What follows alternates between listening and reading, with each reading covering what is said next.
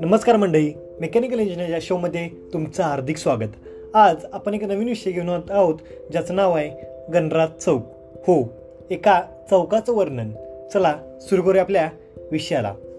सायंकाळचे 7-7:30 झाले असतील. रूमवर बसून काय करायचे म्हणून हाय त्या कपड्यांवर मोबाईलनं रुमाल खिशात टाकला, कानात हेडफोन टाकले आणि पायात चप्पल घालून गणराज चौक बानेरच्या दिशेने निघालो. स्मार्ट सिटीच्या नावाखाली सुरू असलेली डेव्हलपमेंट तर अगदी उठूनच दिसत होती. हेल्मेट सक्तीपेक्षा रस्ते दुरुस्तीसाठी कोणता तरी अध्यादेश काढावा हीच मनोमन इच्छा त्या रस्त्यांवरून चालताना येत होती. गणराज चौक अत्यंत मोठा गजबजलेला बानेरमधील एक चौक.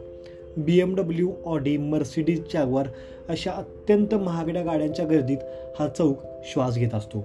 याच्या उत्तरेला सुरू होतो तो बालेवाडी हायस्ट्रीट आणि दक्षिणेला जुडिओ, पॅन्टेलून्स यासारखे महागडे मॉल्स. एकंदरीत गणराज चौक म्हणजे उच्चभ्रू लोकांच्या वर्दळीचे ठिकाण. पण अचानक माझी नजर गेली ते एका कोपऱ्यात. स्मार्ट सिटीचा तो फुटपाथ होता. एक 2-3 फूटच असेल.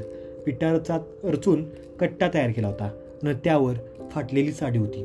नेमकी साडी होती की आपण फरशी पुसायला वापरतो तसली फडकी ठेवलेली की काय माहिती, पण त्यावर माझ्या भारत देशाचं भविष्य शांतपणे झोपलं होतं. इथे भारत सरकारच्या उज्ज्वला योजनेचे सिलेंडरच दिसत नव्हता, पण पेटलेली चूल मात्र वाढणाऱ्या महागाईचं भविष्य दाखवत होती. जवळच उंच खांबावर दिवा लटकत होता.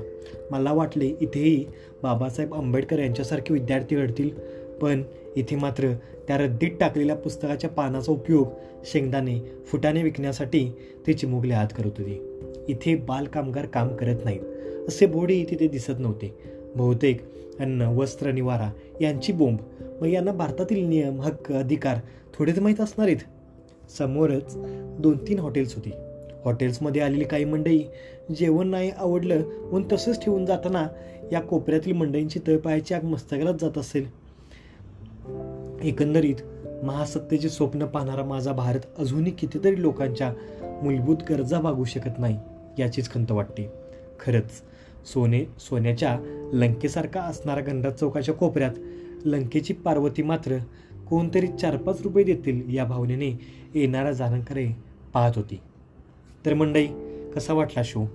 आवडल्यास नक्की लाईक करा आणि तुमच्या मित्रमंडळींना शेअर करा. धन्यवाद.